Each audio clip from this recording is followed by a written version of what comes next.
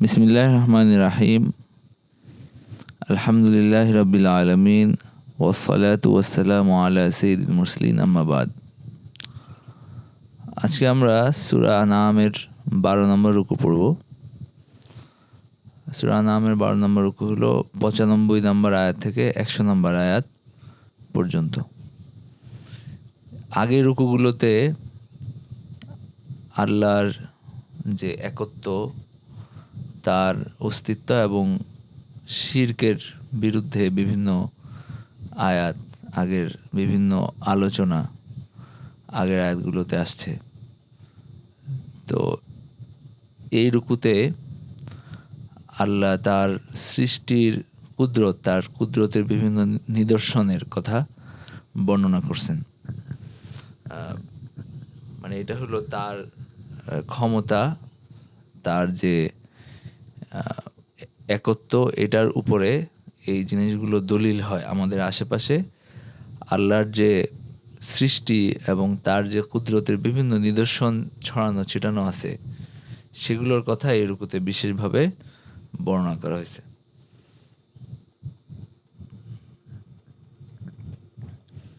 তো সূরা আনআম মূলত এটা মাক্কি সূরা, এই কারণে এখানে তাওহীদের কথা, তারপরে এগুলো বিশেষভাবে আসছে। আর সূরা আনআম শেষ হয়ে আসতেছে, আর একটা রুকু আছে। তো এখানে এই রুকুতে প্রায় পুরা রুকুটাতেই আল্লাহর বিভিন্ন সৃষ্টির কথা আছে এবং তার বিভিন্ন মানে সুনিপুণ যে তার নেয়ামত রাজি এবং সৃষ্টি রাজি, এগুলোর কথা বর্ণনা করা হয়েছে। আল্লাহর সৃষ্টিকর্মে বিভিন্ন নিদর্শন মানুষের উপলব্ধির জন্য সহজ এবং সুস্পষ্টভাবে দেওয়া হয়েছে। তো এটাই হলো এই রুকুর মূল আলোচ্য বিষয় আর কি। আউযু বিল্লাহি মিনাশ শাইতানির রাজিম। বিসমিল্লাহির রহমানির রহিম। ইন্নাল্লাহা ফালিকুল হাব্বি ওয়ান নাওয়া ইখরিজুল হাইয়্যা মিনাল মাইয়িতি ওয়া মুখরিজুল মাইয়িতা মিনাল হাইয়্যি যালিকুমুল্লাহু ফাআন্না তুফাকুন। মানে মুশরিকদের উপরে আল্লাহর যে অপরূপ যে সৃষ্টি আছে, সেগুলোকে আল্লাহ পেশ করছেন। ইন্নাল্লাহা ফালিকুল হাব্বি ওয়ান নাওয়া, তিনি নিশ্চয়ই আল্লাহ, তিনি হলেন বীজ এবং আটিকে বিদীর্ণকারী। মানে তিনি এটার মধ্যে প্রাণ সঞ্চার করেন, এটাকে বিদীর্ণ করেন এবং এটা বিদীর্ণ হয়ে গাছের চারা গজায়। তো এখানে দুইটা শব্দ আছে, একটা হলো আল হাব্বি আর একটা হলো আন-নাওয়া। মানে একটা হলো বীজ, যেটা আমরা দেখি, যেমন ধানের বীজ আছে, তারপরে গমের বীজ আছে, এগুলো হলো বীজ। আর একটা হলো আন-নাওয়া, এগুলো হলো আটি। যেমন খেজুরের আটি আছে, খেজুরের ভিতরে একটা আটি হয়। তারপরে যেমন আমের ভিতরে আটি হয়। তো এগুলোকে বলা হয় নাওয়া। তো এই দুই ধরনের বীজ থেকেই এগুলোকে আল্লাহ বিদীর্ণ করেন এবং এখান থেকে তিনি এই মৃত জিনিস থেকে তিনি হলো জীবিত গাছ বের করেন। একটা আটি যখন ফেলে দেওয়া হয়, এটা একেবারেই প্রাণহীন একটা জিনিস থাকে। তো এই প্রাণহীন জিনিসটা থেকে আল্লাহ ইউখরিজুল হাইয়্যা মিনাল মাইয়িতি ওয়া মুখরিজুল মাইয়িতা মিনাল হাইয়্যি, মানে তিনি আল হাইয়্যি, জীবিতকে বের করেন মৃত থেকে, ওয়া মুখরিজুল মাইয়িতা মিনাল হাইয়্যি, আবার জীবিত থেকে মৃতকে বের করেন। মানে হলো যে তিনি এখানে এই মৃত বীজ থেকে, মৃত আটি থেকে তিনি হলো গাছ বের করেন, আবার সেই গাছ থেকে ফল হয়, সেখান থেকে আবার এরকম মৃত আটি সেখান থেকে তৈরি হয়। তো এটা আল্লাহ এখানে বলছেন যে ইউখরিজুল হাইয়্যা মিনাল মাইয়িতি ওয়া মুখরিজুল মাইয়িতা মিনাল হাইয়্যি যালিকুমুল্লাহু ফাআন্না তুফাকুন। এখানে আল্লাহ তার যে কুদরত, এটার বর্ণনা করছেন যে তিনি বীজ এবং আটি এগুলোকে তিনি বিদীর্ণ করেন এবং সেখান থেকে তিনি হলো মানে সেখান থেকে তিনি সবুজ গাছ বের করেন। ইউখরিজুল হাইয়া মিনাল মাইয়িতি ওয়া মুখরিজুল মাইয়িতা মিনাল হাই। আহ, তিনি জীবিতকে মৃত থেকে বের করেন এবং মৃতকে আবার জীবিত থেকে বের করেন, মানে জীবিত গাছ থেকে আবার সেটা একটা মৃত জিনিসে রূপান্তরিত হয়, যেমন ফল হয়, ফলের ভিতরে আবার আটি হয়। তো এইটা হলো মূলত এই আয়াতের অর্থ। তবে ইবনে আব্বাস রাদিয়াল্লাহু আনহু থেকে আরেকটা ব্যাখ্যা বর্ণিত আছে যে আহ, এখানে তিনি বলছেন যে ইউখরিজুল মুমিন মিনাল কাফের, মানে হলো যে মুমিনকে তিনি কাফের থেকে বের করেন, আবার কাফেরকে মুমিন থেকে বের করেন। মানে মুমিন বলতে মানে জীবিত বলতে মুমিন বোঝানো হয়েছে, আবার মৃত বলতে কাফের বোঝানো হয়েছে। তো ইউখরিজুল হাইয়া মিনাল মাইয়িতি ওয়া মুখরিজুল মাইয়িতা মিনাল হাই, এটা এই রূপক অর্থে মুমিন এবং কাফের, মানে কাফের থেকে অনেক মানুষ মুমিন হয়, আবার অনেক মানুষ মুমিন থেকেও কাফের হয়ে যায়। তো এটাও এখানে হইতে পারে। যালিকুমুল্লাহু ফাআন্না তুফাকুন, মানে ইনি আল্লাহ যিনি এই সবকিছু সৃষ্টি করেন, যিনি এত সুনিপুণভাবে এই যে তোমাদের চারপাশে এই সবকিছু ঘটে এটা যিনি ঘটান, তিনি হলেন আল্লাহ। ফাআন্না তুফাকুন, সুতরাং তোমরা কোথায় তোমাদেরকে ফিরিয়ে নেওয়া হচ্ছে, মানে তোমরা কোন দিকে ছুটছো আল্লাহকে বাদ দিয়ে। যালিকুমুল্লাহুল খালিকুল মুদাব্বির, মানে তিনি এই সবকিছু এই পরিচালনাকারী, তিনি সবকিছুর স্রষ্টা। তো সুতরাং এই সত্য থেকে দূরে গিয়ে মানে তোমরা হলো বিভ্রান্তির মধ্যে পড়ছো। ফালিকুল ইসবাহি ওয়াজআলা আল-লাইলা সাকানাও ওয়াশ-শামসা ওয়াল-কমারা হুসবানা যালিকা তাকদীরুল আজিজিল আলীম। ফালিকুল ইসবাহি, মানে তিনি হলেন প্রভাতকে তিনি উদ্ভাসিত করেন, মানে তিনি প্রভাতকে উদ্ভাসিত করেন। সেখানে আহ, এটাকে এই আলোক মানে অন্ধকার থেকে তিনি এটাকে আলোয় উদ্ভাসিত করেন। আহ, মানে হলো রাতের অন্ধকার যখন থাকে, রাতের কালো একটা অন্ধকার অবস্থার মধ্যে তিনি এটাকে আহ, হঠাৎ করে দেখা যায় যে মানে মানে আকাশ লাল হয়ে গেছে এবং মানে চারপাশ আলোতে হয়ে গেছে, আমাদের এই সকালের সময়টায় যেটা হয়। তো তিনি প্রভাতের উদ্ভাসক, মানে তিনি এটাকে উদ্ভাসিত করেন। এই যে রাত্রের যে একটা অন্ধকার একটা সময় ছিল, এই অন্ধকার থেকে তিনি যে এই পুরা পৃথিবীকে আলোয় ভরিয়ে দেন, এটাও একটা তার কুদরতের একটা বিরাট বড় নিদর্শন। وَجَعَلَ اللَّيْلَ سَكَنًا وَالشَّمْسَ وَالْقَمَرَ حُسْبَانًا, তিনি রাতকে তিনি বানিয়েছেন সাকান, মানে মানে তিনি হলেন রাতকে তিনি প্রশান্তি এবং সেখানে মানুষের বিশ্রামের জন্য তিনি রাতকে বানিয়েছেন। ওয়াশ-শামসা ওয়াল কামারা হুসবানা, এবং সূর্য এবং চন্দ্রকে তিনি সময় নিরূপক হিসাবে সৃষ্টি করেছেন, যেটা দিয়ে মানুষ সময় নির্ধারণ মানে সময় বুঝতে পারে যে এই যে রাত হচ্ছে দিন হচ্ছে। যদি এরকম হইতো যে সব পুরাটা সময় একভাবে যাচ্ছে তাহলে কিন্তু মানুষ মানে এটা বুঝতে মানুষের একটু সমস্যা হইতো। তো এখানে একটা দিন শুরু হয় কিভাবে, সূর্য মাথার উপরে আসে, দুপুর হয়, বিকেল হয়, সন্ধ্যা হয়, আবার রাত হয়।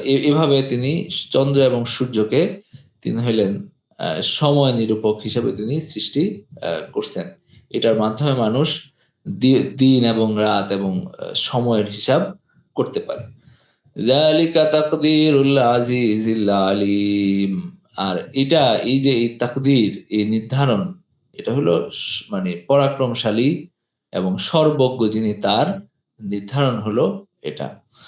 যে তিনি যে এইভাবে এই সময় চক্রে আমাদেরকে আবদ্ধ করছেন এবং এটা আমাদেরকে দান করছেন এবং এরকম নিয়মে তিনি এই দুনিয়াকে সৃষ্টি করছেন।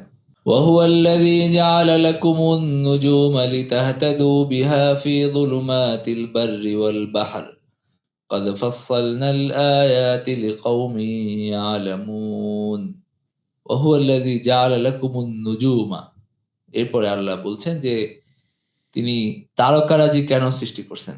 ওহুয়াল্লাযী জাআলা লাকুমুন নুজুমা, তিনি হলেন তোমাদের জন্য তারকারাজি সৃষ্টি করছেন লিতাহতাদু বিহা ফি যুলুমাতিল বাররি ওয়াল বাহর, যেন তোমরা স্থলে এবং জলের যে অন্ধকার সেখানে যেন তোমরা পথ মানে দেখতে পাও, মানে যেন তোমরা সেখানে তোমরা পথ খুঁজে পাও। তো এখানে বিশেষভাবে সাগরের কথাও বলা হয়েছে এবং বিশেষত আরবরা মরুভূমিতে যখন পথ চলতো এবং এখনো বিভিন্ন সময় যখন কোনো কিছু থাকে না, মানে কোনো দিক বুঝার, এখন তো আমাদের আধুনিক অনেক কিছু আছে, সমুদ্রেও অনেক হয়তো ব্যবস্থা আছে, কিন্তু যখন কোনো কিছু থাকে না তখন তারকারাজি মানুষকে পথ দেখায় যে এটা কোন দিক। এগুলো কিন্তু তারকা দেখেই আগে মানুষ নির্ধারণ করতো, আগে মানুষ বুঝতো। যখন মরুভূমিতে এবং আহ, এই সমুদ্রে মানুষ এই তারকা দেখেই মানুষ হলো পথ চিনত। তো তিনি তোমাদের জন্য এই তারকারাজি সৃষ্টি করছেন যেন তোমরা তোমাদের সফরে এই রাতের অন্ধকারে এই যে সমুদ্রে এবং মানে স্থলে মরুভূমিতে তোমরা যেন পথ খুঁজে পাও। আহ, এটা তাদেরকে মানে আরবদেরকে বিশেষভাবে বলার কারণ আছে, কারণ হলো তারা এইভাবে মানে সমুদ্রেও সফর করতো এবং মরুভূমিতেও তারা সফর করতো এবং তারা জানতো যে এটা আসলে কত মানে তাদের ইয়াতে আসে আর কি।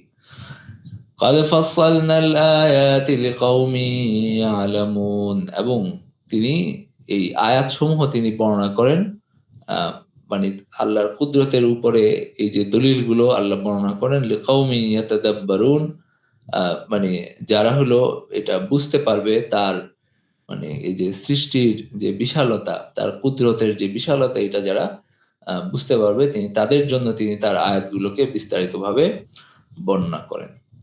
وهو الذي أنشأكم من نفس واحدة فمستقر ومستودع قد فصلنا الآيات لقوم يفقهون وهو الذي أنشأكم, তিনি তোমাদেরকে সৃষ্টি করেছেন মিন নাফসিন ওয়াহিদাতিন, এক সত্তা থেকে, এক সত্তা থেকে, এক নফস থেকে তিনি তোমাদেরকে সৃষ্টি করছেন।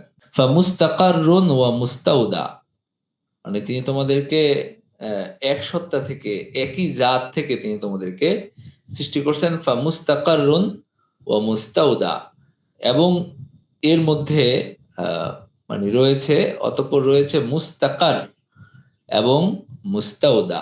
তো মুস্তাকার এবং মুস্তাউদা এটার যে ব্যাখ্যা, এটা নিয়ে সাহাবীদের মধ্যেই একটু মতপার্থক্য ছিল। যেমন ইবনে আব্বাস রাদিয়াল্লাহু আনহু, তিনি তার মত ছিল যে আল মুস্তাকার মানে হলো যে তোমরা আহ, মানে এই যে মায়ের গর্ভে মানুষ যখন থাকে সেটাকে বলা হয়েছে মুস্তাকার, মানে এই আবাস স্থলে মানুষ ছিল। মানে আল্লাহ সবাইকে এর এই পরিক্রমার মাধ্যমে আনছেন। একটা হলো ওই আল মুস্তাকার, মানে যখন সে মায়ের গর্ভে যখন ছিল। আরেকটা হলো আল মুস্তাউদা, মানে যখন সে বাবার ঔরসে ছিল, মানে বাবার ঔরসে তার মেরুদণ্ডে যখন মানুষ একসময় ছিল। তো এই দুইটা কথা বলা হয়েছে যে আল মুস্তাকাররুন ওয়া মুস্তাউদা, এবং এক সময় তোমরা মায়ের গর্ভে ছিলা এবং এক সময় তোমরা বাবার ঔরসে এক সময় ছিলা। তো এটা হলো ইবনে আব্বাসের ব্যাখ্যা। আর আব্দুল্লাহ ইবনে মাসউদ রাদিয়াল্লাহু আনহু তিনি বলছেন যে আহ, মুস্তাকাররুন ওয়া মুস্তাউদা, মানে মুস্তাকার যে মায়ের গর্ভে মানুষ একসময় ছিল, এরপরে দুনিয়াতে আসছে, এরপরে ওয়া মুস্তাউদা ফিল আরদ, এরপরে সে জমিনে একসময় আবার শায়িত হয়েছে, মানে মৃত্যুর পরে। মানে মৃত্যুর পরে মানুষ একসময় মায়ের গর্ভে শায়িত ছিল বা তার আবাসস্থল ছিল মায়ের গর্ভ, সেখান থেকে সে দুনিয়াতে আসছে, এরপরে আবার সে সমাহিত হয়েছে গিয়ে এই জমিনে, সেটাকে বলা হয়েছে মুস্তাউদা। দুইটা ব্যাখ্যাই হয়তো হইতে পারে, কিন্তু ইবনে মাসউদের ব্যাখ্যাটা আমাদের বোঝার জন্য সহজ। যে কারণ হলো প্রথমত মুস্তাকার মানে মায়ের গর্ভের কথা বলা হয়েছে, এরপরে বলা হচ্ছে মুস্তাউদা মানে হলো মানুষের যে সমাধিস্থল, সেটাকে বলা হচ্ছে কারণ এরপরে মানুষ দুনিয়ার জীবন পার হয়ে পরে আবার গিয়ে সে জমিনে শায়িত হয় তার মৃত্যুর পরে। তো এই ২ টা অবস্থার কথা বলা হচ্ছে। وَهُوَ الَّذِي أَنشَأَكُم مِّن نَّفْسٍ وَاحِدَةٍ فَمُسْتَقَرٌّ وَمُسْتَوْدَعٌ। মানে হলো যে তিনি সৃষ্টি করেছেন তোমাদেরকে এক নফস থেকে, অতঃপর রয়েছে আবাসস্থল এবং সমাধিস্থল। মানে দুনিয়াতে তোমাদের এই ২ টা অবস্থা আছে। এরপরে আল্লাহ বলেন যে আ قَدْ فَصَّلْنَا الْآيَاتِ لِقَوْمٍ يَفْقَهُونَ। তিনি এই আয়াতগুলোকে তিনি তাফসীল করেন। তিনি বিস্তারিত বর্ণনা করেন লিকাউমিন, এমন কওমের জন্য যারা বুঝতে পারে। লিকাউমি ইয়াফকাহুন, যারা হলো ভালোভাবে বুঝে। ফিকহ মানে হলো মানে গভীর জ্ঞান আরবিতে। ইলম মানে হলো জানা। ফিকহ মানে হলো খুব ভালোভাবে জানা। মানে গভীরভাবে অনুধাবন করা। তো এখানে যে সাবি, যিনি জালালাইনের যিনি হাসিয়াকার, যিনি খুব বিখ্যাত একটা হাসি আছে জালালাইনের, হাসিয়াতুস সাবি। তো সাবি এই জায়গায় বলছেন যে এখানে আল্লাহ ইয়াফকাহুন বলছেন। কারণ হলো এখানে যে বিষয় বলা হচ্ছে, এই যে মানুষের বিভিন্ন ধাপ অতিক্রম করে মানুষ দুনিয়াতে আসে এবং এগুলো বুঝার জন্য মানুষের জ্ঞান প্রয়োজন হয়। মানে এটার কুশল মানে এটার যে আল্লাহর যে কুদরত, এটা বুঝার জন্য মানুষের ভালোভাবে চিন্তাভাবনা করতে হয় বা মানুষের একটা জ্ঞানের প্রয়োজন হয়। এর আগে আল্লাহ যেগুলো বলছেন, যেমন আ রাত এবং দিন আল্লাহ সৃষ্টি করেছেন এবং তিনি সময়ের হিসাব তিনি তোমাদেরকে আল্লাহ সহজ করছেন এবং ওই যে তারকারাজি মানুষকে পথ দেখায়, এটা বুঝার জন্য অত বেশি চিন্তা করার প্রয়োজন হয় না। তো সেখানে বলা হয়েছে ইয়ালামুন। যেমন সেই জায়গায় কাদ ফাসসালনাল আয়াত লিকাওমি ইয়ালামুন, সেখানে ইলম শব্দ করা হয়েছে যে এটা তাদের জন্য নিদর্শন বা তাদের জন্য আমি আয়াতগুলো বিস্তারিত বর্ণনা করেছি এমন কওমের জন্য যারা জানে, ইয়ালামুন। তো এইখানে আবার আরেকটু আ মানে শব্দে আরেকটু উচ্চমানের জানা বা গভীরভাবে করার কথা বলা হয়েছে। এজন্য ইয়াফকাহুন শব্দ করা হয়েছে। যে ফিকহ এবং ইলম এই ২ টার মধ্যে পার্থক্য আছে। ইলম মানে জানা, আর ফিকহ হলো আ গভীরভাবে বা ভালোভাবে জানা এবং আ মানে অনুধাবন করা। তো এই জায়গায় আল্লাহ বলছেন ইয়াফকাহুন, আর এরা আগে আয়াতে বলছেন ইয়ালামুন। তো কাদ ফাসসালনাল আয়াতি লিকাওমি ইয়াফকাহুন। তো আমি এখানে এমন কওমের জন্য আমি এটা বিস্তারিত বর্ণনা করেছি যারা ভালোভাবে বুঝে। এরপরে আল্লাহ বলেন, وَهُوَ الَّذِي أَنزَلَ مِنَ السَّمَاءِ مَاءً فَأَخْرَجْنَا بِهِ نَبَاتَ كُلِّ شَيْءٍ فَأَخْرَجْنَا مِنْهُ خَضِرًا نُخْرِجُ مِنْهُ حَبًّا مُتَرَاكِبًا। এই আয়াতে আল্লাহ এখানে তার সৃষ্টির যে অপরূপ সৃষ্টি, এটার কথা আল্লাহ বর্ণনা করছেন যে ওয়াহুয়াল্লাযী আনজালা মিনাস সামাই মাআন, তিনি আকাশ থেকে তিনি হলো বৃষ্টি বর্ষণ করেন। ফাআখরাজনা বিহি নাবাতা কুল্লি শাই, এবং এখান থেকে তিনি উৎপন্ন করেন সব জাতের উদ্ভিদ। সব জাতের উদ্ভিদ আল্লাহ এখান থেকে মানে উৎপন্ন করেন। যখন আকাশ থেকে বৃষ্টি হয় এবং এখান থেকে সব বীজ থেকে, সব ফল থেকে আ এখান থেকে মানে উদ্ভিদ উৎ উৎপন্ন হয়। মানে প্রত্যেকটা জিনিস, প্রত্যেকটা যত গাছ-গাছালি আছে, যত বীজ আছে, যত হলো আ আটি আছে, সবকিছু থেকে বীজ মানে চারা গাছ উৎপন্ন হয়।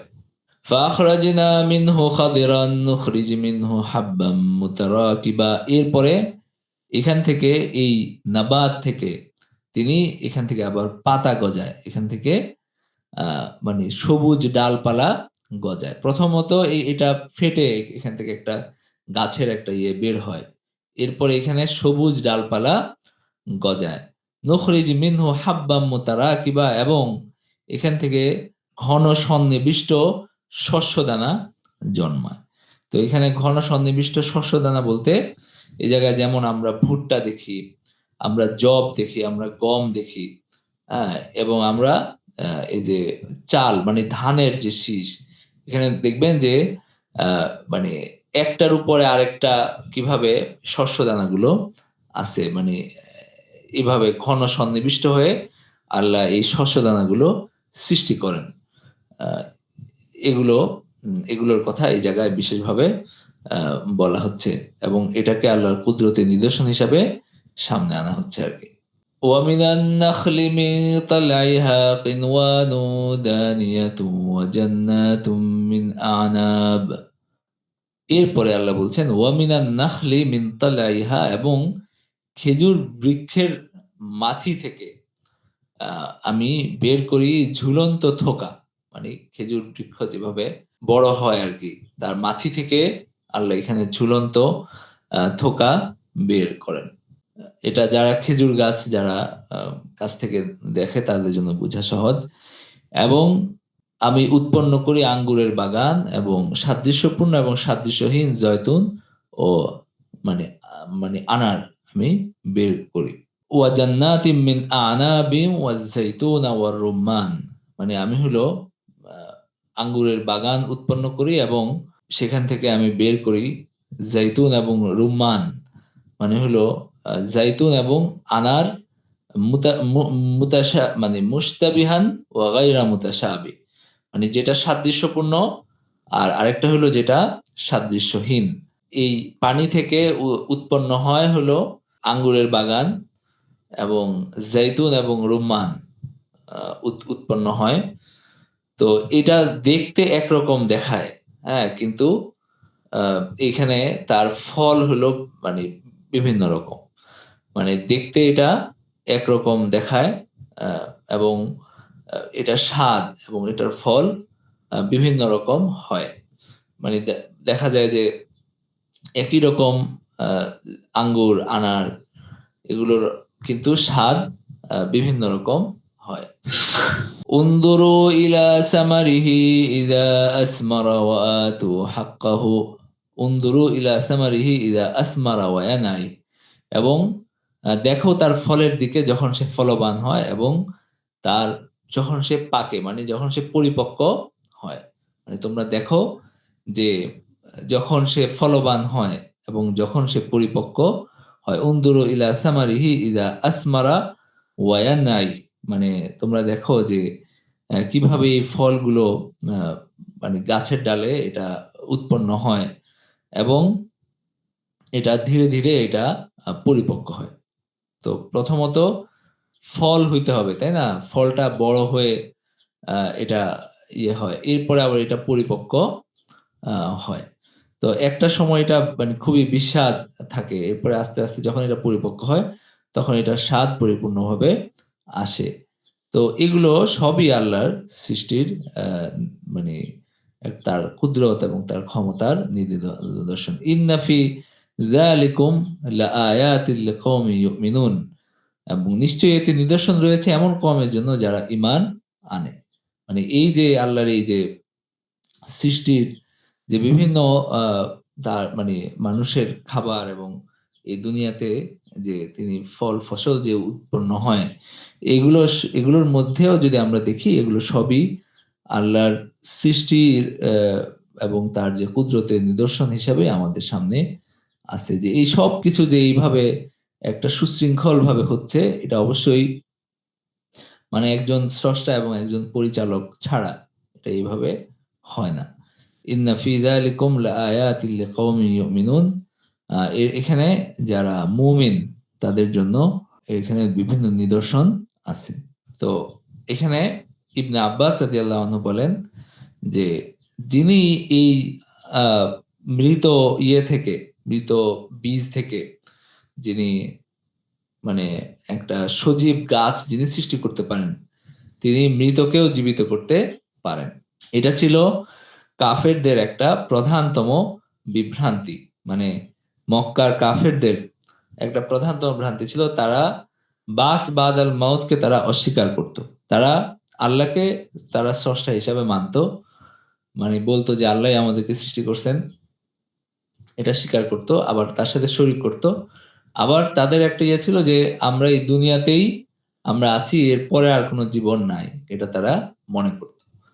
তো এজন্য কোরআনের বিভিন্ন জায়গায় এই বাদাল মাউত আমাদের যে ইমানের এটা একটা অন্যতম অংশ যে আমরা মনে করি যে পরকাল আছে এবং আমাদেরকে আবার মানে পুনরায় জীবিত করা হবে এবং আমরা হিসাব নিকাশের জন্য দাঁড়াবো। এই যে এই বিশ্বাসটা, এই বিশ্বাসের আ মানে সমর্থনে বিভিন্ন আয়াত, বহু আয়াত কোরআনে আসছে। তো এইখানে আল্লাহ যে বলছেন যে এইটার মধ্যে যারা মুমিন তাদের জন্য নিদর্শন আছে। মানে হলো যে এগুলো দেখেও মানুষের বোঝা উচিত যে মানে যিনি এই পুরা কর্মকাণ্ড যিনি ঘটাইতে পারেন, তিনি মৃতকেও আমরা মারা যাওয়ার পরে আমরা একদম অস্থি মানে একদম বিলীন হয়ে যাওয়ার পরে আবার তিনি আমাদেরকে অস্তিত্বে আনতে পারেন। এটা তার পক্ষে কঠিন কিছু না। কাফেররা এটা খুব আশ্চর্য হয়ে বলত যে আমরা একেবারে মানে শুকনো হাড় হয়ে যাওয়ার পরে মানে একদম নিশ্চিহ্ন হয়ে যাওয়ার পরে কিভাবে আবার আমাদেরকে সৃষ্টি করা হবে? এটা তাদের কাছে খুব আশ্চর্যজনক মনে হতো। তো এটা কোনো আশ্চর্যের ব্যাপার না। এরপরে আল্লাহ বলেন, وَجَعَلُوا لِلَّهِ شُرَكَاءَ الْجِنَّ وَخَلَقَهُمْ وَخَرَقُوا لَهُ بَنِينَ وَبَنَاتٍ بِغَيْرِ عِلْمٍ سُبْحَانَهُ وَتَعَالَى عَمَّا يَصِفُونَ وَجَعَلُوا لِلَّهِ شُرَكَاءَ الْجِنِّ وَخَلَقَهُمْ মানে তারা আল্লাহর আ মানে জিনকে আল্লাহর জন্য শরীক সাব্যস্ত আ করছে। তারা জিনকে আল্লাহর শরীক সাব্যস্ত করছে। মানে হইলো যখন তারা এই মূর্তি পূজার ব্যাপারে জিনের আনুগত্য করছে এবং তাদের যে মন্ত্রণা সেটা তারা যখন তারা এটাকে গ্রহণ করছে, তার মানে হলো তারা এই জিনকে আল্লাহর শরীক হিসাবে সাব্যস্ত করছে। ওয়া খালাকাহুম অথচ তিনিই তাদেরকে সৃষ্টি করছেন। জিন হলো আল্লাহর সৃষ্টি। অথচ আল্লাহই তাদেরকে সৃষ্টি করছেন। তো কিভাবে তারা মানে আল্লাহর সৃষ্টিকে আল্লাহর সমকক্ষ সাব্যস্ত করে? ওয়া খালাকু লাহু বানিনা ওয়া বানাতিন বিগাইরি ইলম এবং তারা হলো আল্লাহর জন্য এই আ সন্তান মানে ছেলে এবং মেয়ে তারা হলো নির্ধারণ করে। মানে হলো তারা অজ্ঞতাবশত মন গড়ভাবে নির্ধারণ করেছে যে তার জন্য পুত্র এবং কন্যা সন্তান। তারা বলত যে উজাইর বনী ইসরাইলের একজন নবী। তাকে বলা হইতো যে তিনি মানে এই আল্লাহর ছেলে এবং ফেরেশতাদেরকে তারা বলত যে আল্লাহর মেয়ে। তারা বলত যে ফেরেশতারা আল্লাহর মেয়ে। তো এই যে এটা আল্লাহ বলছেন যে মানে এই মানে জঘন্যতম এই হলো মন গড়া এগুলো তারা মানে নিজেরা ইয়ে করছে। সুবহানাহু ওয়া তাআলা আম্মা ইয়াসিফুন মানে আল্লাহ আ এই তিনি পবিত্র মহান এবং তারা যা বিবরণ দেয় তা থেকে তিনি অনেক ঊর্ধ্বে। আল্লাহ এই সমস্ত এই মন গড়া বিবরণ থেকে আল্লাহ অনেক।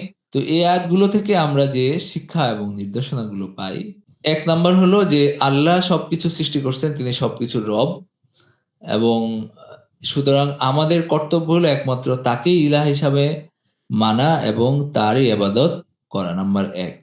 নাম্বার ২ হলো যে আল্লাহর কুদরত।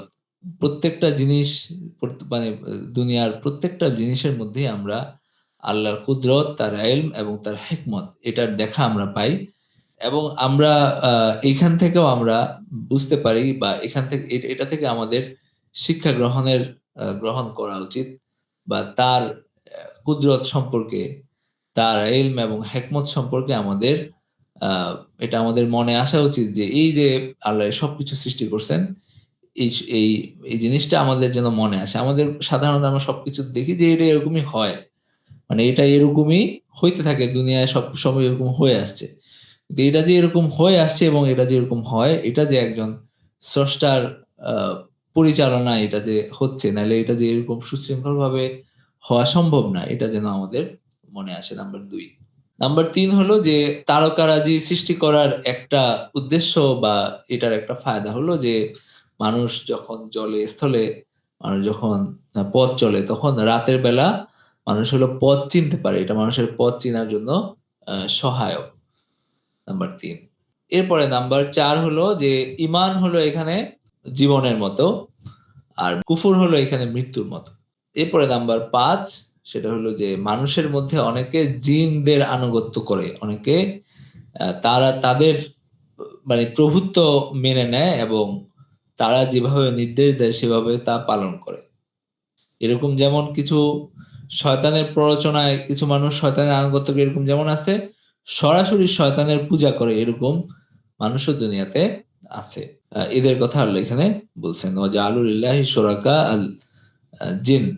আচ্ছা, তাহলে আমি আজকের মতো এখানে ক্লাস শেষ করে দিচ্ছি। ওয়া আখিরু দাওয়ানা আলহামদুলিল্লাহি রাব্বিল আলামিন।